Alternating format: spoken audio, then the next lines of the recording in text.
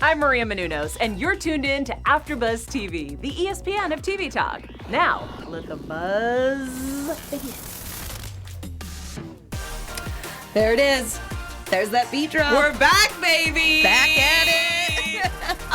Very excited to be back. It has been way too long. I'm so excited to be in this very chair again, looking across and seeing this very lady right here. Guys, my name's Emmy Maestri.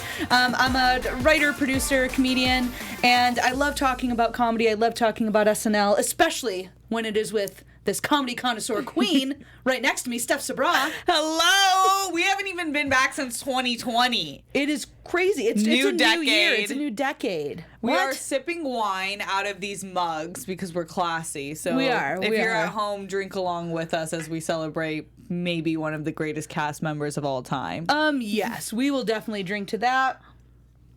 Cheers, everyone. I hope you're drinking along with us. We have a lot to cheers to. We got Eddie Murphy and Lizzo in the same episode. We were so pissed that it came out right during our holiday break. It was the New Year's, so much time off. The studio was closed. And then obviously just getting back on our work schedules.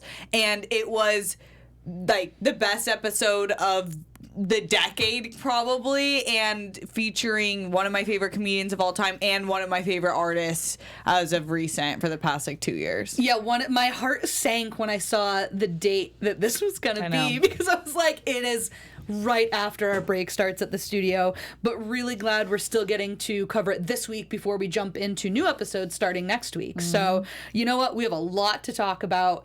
Obviously, our expectations were going to be high going into this episode. Eddie Murphy coming back for the first time in ages. Lizzo's there. You know there's going to be cameos. You know the energy is going to be incredible. You hope that the writing is up to the standard that you would wish for someone like Eddie Murphy. What were your expectations versus reality in this one? My expectations were, after I saw Will Ferrell's, I'm like, oh, I think we have a cast that rises to the occasion, because when Will Ferrell was there, everything elevated. And then I thought with Eddie Murphy, it would be the same thing. But it exceeded expectations. It was so good, Amy. And you know what, too? Speaking of the Will Ferrell episode, I think they did a great job in this one. We'll get into each sketch, of course, with actually being able to do some of his older characters while still keeping it like new and relevant and getting all their other, you know, some newer stuff in there, but getting to see some of his old classics was, I mean, just beyond dope. So let's talk about this cold open, this like 30-minute long cold open of the Democratic debate. It was so long. It was funny, as I was rewatching this episode, I was like, wait a minute, because we just had another recent Democratic debate since then. So this was that Politico and PBS one. Of course, we have all of our usuals back. Larry David coming as Bernie. Half the cast doesn't do political impressions anymore because they have so many cameos coming in to do it. Maya as Kamala Harris. Jason Sudeikis came back to be Biden this time. Of course, we have Rachel Dratch coming to do Amy Klobuchar. So good at it. So it's so funny that like half the people up there are no longer cast members, but hey, they're working it. What were your thoughts on the cold open? Other than Bowen, my man. Bowen. I liked it. I think they've done a really good job with the debates in finding the funny parts and really characterizing these candidates that we have. And I love that we get the cameos, because Maya Rudolph is an angel sent from above. We don't deserve her. And I'm glad that it was right after, I think, Kamala took her bid out of the race, right? I think so, yeah. Which this was, I think, maybe would have been the episode right after, or within a couple right after. And I gotta say, Kamala dropping Lizzo bars. I need to see that at an actual debate now. Actually, Kamala Harris. I know you want to win the vote. You want to win the popular vote, because we know the electoral is just going to screw us over anyways. But it still matters. If you want to do that, drop Lizzo lyrics. Obviously. Every time you speak to us. Obviously. Yeah. Now my dream would actually be made if I got to see Elizabeth Warren drop Lizzo bars. I think it's coming. She knows what she Elizabeth, needs you're to do. obviously watching. Send to Warren. Please, Yeah. please pay attention. I loved the stuff with Klobuchar this time. I feel like last time they just kept making fun of the bangs, which was hilarious because it did look crazy in the actual debate. Her, like, weird twitching. But her pitching a bunch of different jokes, kind of, which is, again, like you mentioned, they're doing such a good job of finding those really funny moments and bringing them out. And I feel like Klobuchar is just like zingers all day at these debates. I like Rachel as her has been one of my favorites. Me too. You know what? We have Eddie Murphy there. Let's just talk about the monologue. Yeah. Let's Talk about this monologue. Iconic. I mean, That stage. Wow. it was. I mean, it's just legendary. So yeah, Tracy Morgan, Eddie Murphy, Dave Chappelle, Chris Rock, all lined up, all just shooting the shit, basically talking about pitches that they gave to Eddie for the show. And my God, can you imagine just a better stage than that? No, it's so iconic. It's such a special moment in history, and I'm glad that the internet capitalized it on this moment like it should have.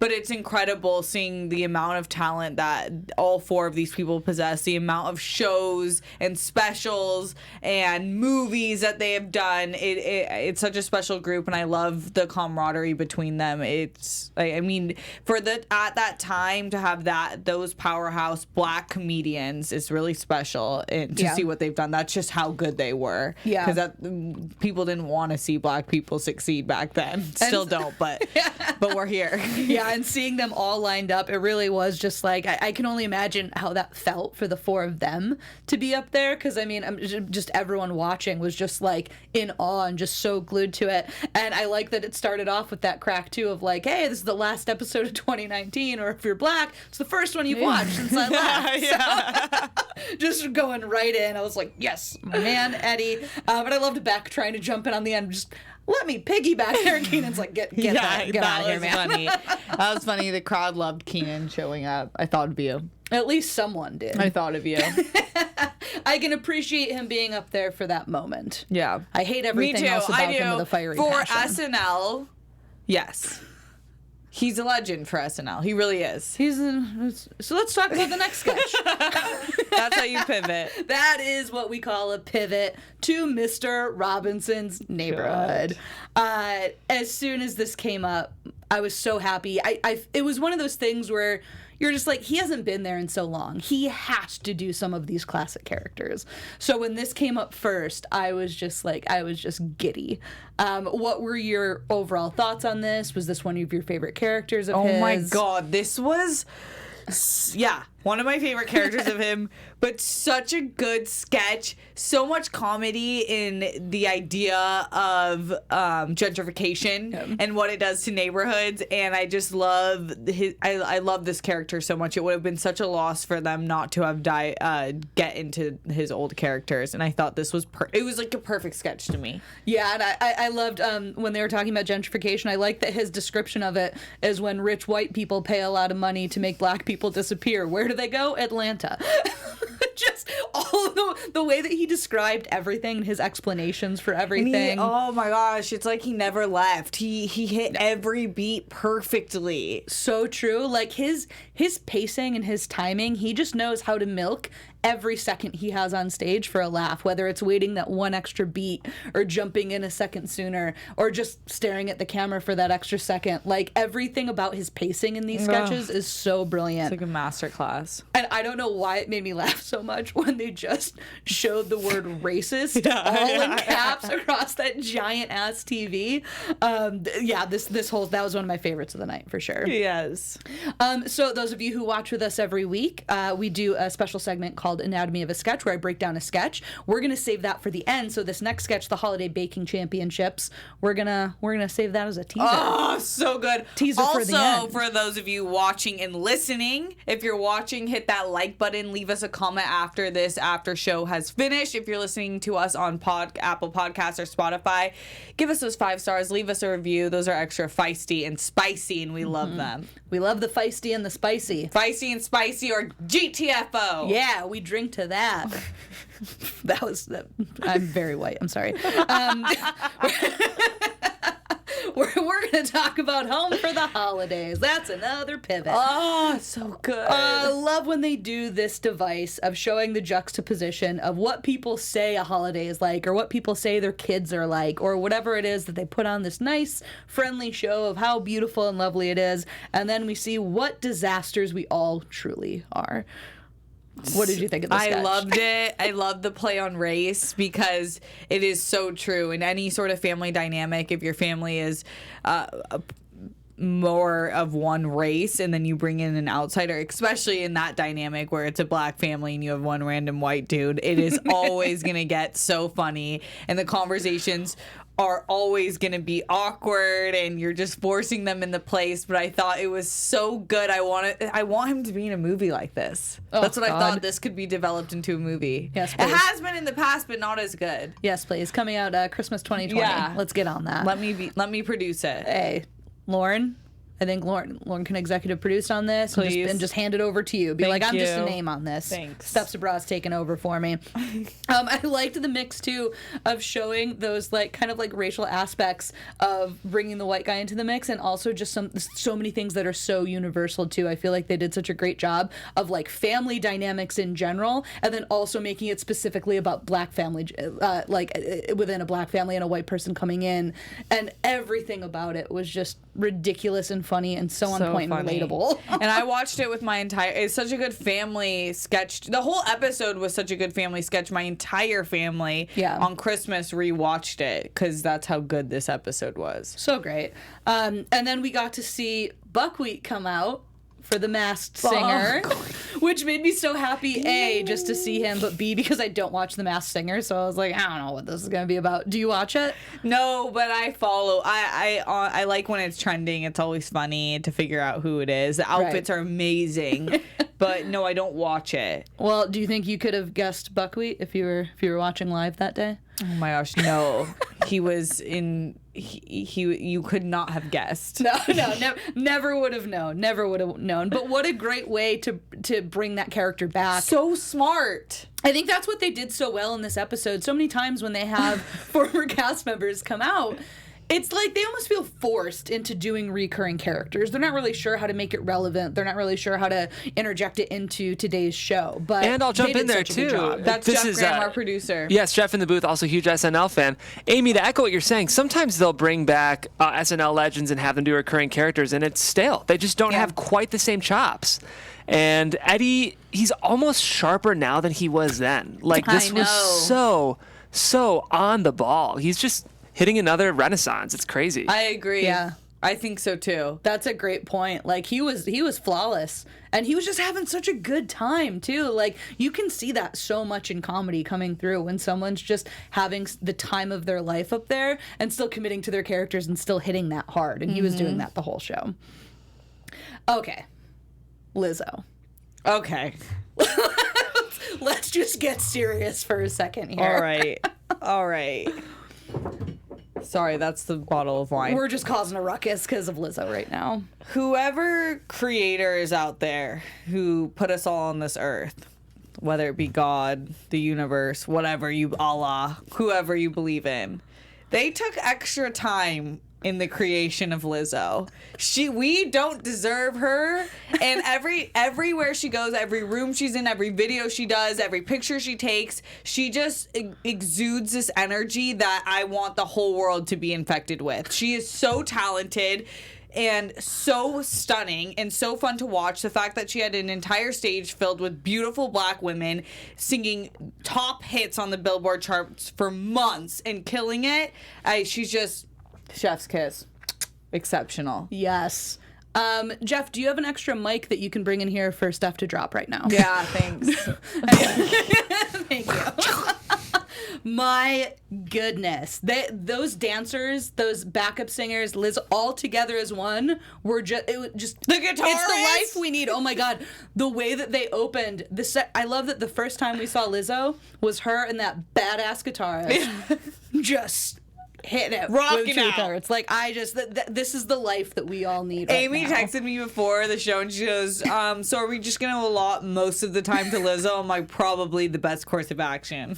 Right? Like, that's why it was so hard when we were like planning out how to do. We were just like, how are we supposed to talk about Eddie and Lizzo as much as we want to? Yeah, The it's answer not is we're not fair. going to be able to. The answer is hit us up on social media after so we can just talk with you guys about Lizzo more, because Yeah. that's really all we want to do with our lives. Definitely. But for now, let's talk about Weekend Update. Let's talk about our boys. So everything was so good this episode. It's why I'm obsessed with SNL. Like, you just go, you leave an episode just wanting to talk about it, and that's how I felt about this one.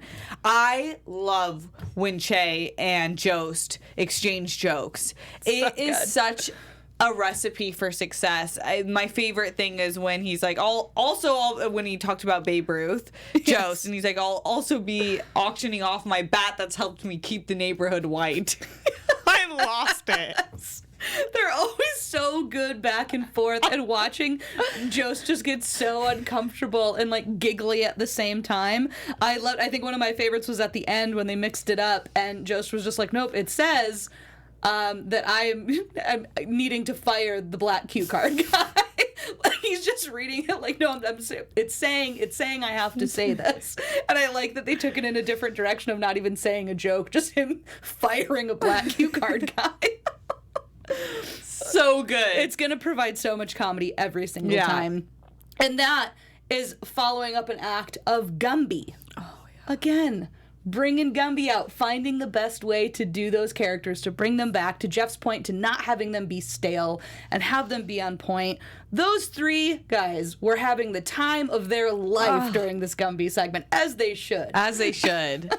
And I love when Pete was like, I never thought in my life I would have to follow Eddie Murphy. Like, that is just BS, dude. And I love the respect that they pay to these people that paved the way for comedy in general, like Eddie Murphy. Yeah, and you know what? It's fair. I'm glad Pete called that out, because it wasn't one of his best segments. No, it wasn't good. I was immediately just like, oh, this is rough. That's a tough act to follow. Nothing can follow Gumby. You black bastard. When you kept saying that. But I agree. It wasn't good, and I can't tell if it was just because I came off the high of Gumby or what, but it wasn't as strong as for sure. You know what's weird? It almost feels like sometimes with Pete's segments, they push it the same way that we were talking about that ex-cast members, when they come back to do a recurring character, almost they push it and it doesn't feel organic, it doesn't feel right. Yeah. It almost felt like that. Like, why even do that? Especially when they had the Gumby bit, they had the exchanging jokes bit, and they had Cecily come on to do Janine Pirro, which is always just a wild, She's so weird, good at that. amazing time. I always like Janine. And yeah, her Not her- as a person, as a character. obviously me she's the clarify. devil. She is the actual devil. But yeah, getting to see it just kind of fall off the rails between the wine spitting and just the craziness of that character. I always like their specifics of what they come up with for her volume, and this time it was that of a mom who's lost her child at the Mall of America. So I think, yeah, for me, Gumby 100% high point of this, and Janine Pirro is a close second. I thought all the jokes were great too, but Pete was a little bit of a letdown in this one. I second that. I'm glad we're, you know what, in 2020, still me and Steph just making it all work here. In any decade we enter, we will be like this. We will be. And you know what? Black Jeopardy and Velvet Jones, like this. Like this. Nothing like a good old Black Jeopardy segment. Especially with Velvet Jones. Just coming in to be as offensive as he can and never know what's coming next. I adore Velvet. I feel like Velvet Jones on Black Jeopardy is like Joe Biden at the debates. You're just never really sure what's coming, and you're always a little scared. Oh my God, you're so right. It's like you're waiting, like, what's next? Oh. 100%. I love this sketch. I thought it was another just exceptional sketch. Great use of him and his character work. Loved it. I want that outfit and that wig. I think everyone should. I like to the specifics. I always love on game shows when they do the like brought to you by, and I liked that there's things that you put water in. Oh my God. Sauce, just anything. Brought to you by, yes. The first two were funny, but that one just that one killed me at the end. And then we have the North Pole special news report. So this was one of those ones that at first I was thinking, okay, this is going to be one of those end of the night sketches that I'm kind of like, whatever. But then it still made me laugh. I still ended up really liking it. Me too. And I think so much of it had to do with Eddie's commitment to it. Yeah, it wasn't my favorite sketch, but it was it was still better than a lot of the sketches we've gotten in the past 3 years. Yeah. Yeah, I think a lot of what made it great too is those little specific moments of even in like this little elf world of him just looking at Chloe and being like, yeah, even this scared little white teenager came up to a black elf wearing sweatpants and asked for help. Like all those little nuances that they bring into it. And he with has Eddie's such commitment. a good way of bringing in race, and Michael Che does this too masterfully. Eddie Murphy was one of the first who did this, where they joke about race in a way that really makes you acknowledge the absolute craziness of what racism is and prejudice. And that's what is my favorite part about comedy, is exposing the stupidity in the day-to-day in a funny way. Yes, that's such a good point. What better way to do it than a sketch about elves being eaten by a polar bear? Obviously. What else are they going to do? Oh no, we're running out of time. I know, and you know what? It's kind of crazy though. These sketches, they were had a lot of long ones between the cold open and everything, so there actually weren't as many sketches in this. But so let's really quickly do a special segment for the holiday baking championships for our Anatomy of a Sketch. So I wanted to do this one because it's one that they've done before. It's a great vehicle to be able to have really clear and concise beats because you already have a certain number of contestants who are going to have something to say. And it's a great vehicle to be able to show the escalation throughout a sketch too. Obviously, Elsa was terrifying. And it was funny because you see a reveal, it's all about reactions, you're waiting to see how bad the cake's gonna be, what it's gonna be, and you're waiting to hear the reaction. So it's all about that reveal moment and the reactions from everyone. But then it's always gonna, of course, get increasingly worse. The fact that this cake just started being like this weird pile of grossness and ended up as like a demon who speaks to people, that's great because it takes it from being like, oh, that's a weird cake, oh, that's a weirder cake, to, oh, that's a cake that talks and is a demon spirit. So there's really no better way to escalate when you're talking about cakes, I think. One thing that I would have liked to see on this one is to either have Kyle's part cut or put before we get to see the demon talking cake. Because, like, penis cake, funny, definitely. Always gonna be funny, it's a penis cake. But I feel like when you're dealing with a cake that is a demon, that's gonna win. And I also would have liked, if they wanted to get crazier, that the cake started doing something crazier too. Like actually doing something physically crazier too. But these sketches are always gonna be funny because of the reveals, because of the reactions, and they can take it to that really weird place and have it be okay with that one central grounding character like Heidi to say like, no, it shouldn't be hard. My cake is normal. I am the clear winner. So it kind of takes it back and grounds it after it goes just completely crazy and off the rails. So this was one of my favorites of the night. Eddie, of course, was great in it. And he also said shit, which was fun. So funny. He had 2 blurred out moments of the episode. Yes. I absolutely agree with everything you just said. Also, my birthday's in March. If I don't receive a penis cake, you don't love me, and that is to the overall community. Don't worry. Anyone involved in my life, make sure I receive a penis cake. Doesn't need to be multiple, just a penis cake. Yes. Don't worry, I'll give everyone her address after the show. Steph, do you have a 10-second news and gossip? Yeah, I have quick news and gossip for y'all. No breaking news this week, but best believe I will be back and more obnoxious than ever with some breaking news next for our new episode starting up next week, I believe, or in 2 weeks. So next week, thanks, Adam Driver, Saturday. Yes. Yep. Yes, and he was so good on his first episode a few years ago. Yes. Anyways, Eddie Murphy, if you have not seen Dolomite Is My Name on Netflix, you absolutely must stream that. It's one of my favorite movies of the year. He absolutely got snubbed. He should be nominated for every category that is up for that certain type of role. He killed it. And like Jeff was saying, I really do think he's hitting a victory lap right now. And everything that he's doing, it's gold. He has the Midas touch yet again. I don't think he ever lost it, but kind of like how he joked, he's just been in parenting mode and living his best life. And also, it's funny, a great article from Variety posted just a few days ago, and it was speaking on the fact that there was one time where everyone was losing their jobs, and Michael Donahue was firing everyone from the cast, and he literally, like 2 days before, Eddie Murphy had pitched a sketch, and he went into the room, and he said the only reason Murphy didn't get fired is because he ate that dog food. If you remember, he was in a sketch where he was eating dog food, and Murphy says, and I was like, but that wasn't dog food, that was hash. And he looked at me like, what the F?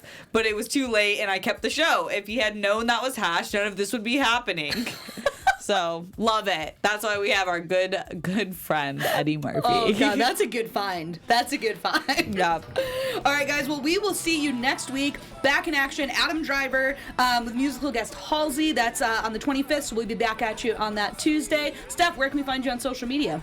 I'm Steph Sabraw. You can find me on Instagram and Twitter at Steph Sabraw. You can also send me a penis cake there as well. Thank you so much. I'm Emmy Maestri. You can find me on Instagram and Twitter at Emmy Maestri, and you can also ask me where to send that penis cake, and I will tell you. We'll see you guys next week. Our founder, Keven Undergaro, and me, Maria Menounos, would like to thank you for tuning in to AfterBuzz TV. Remember, we're not just the first, we're the biggest in the world, and we're the only destination for all your favorite TV shows. Whatever you crave, we've got it. So go to AfterBuzzTV.com and check out our lineup. Buzz you later.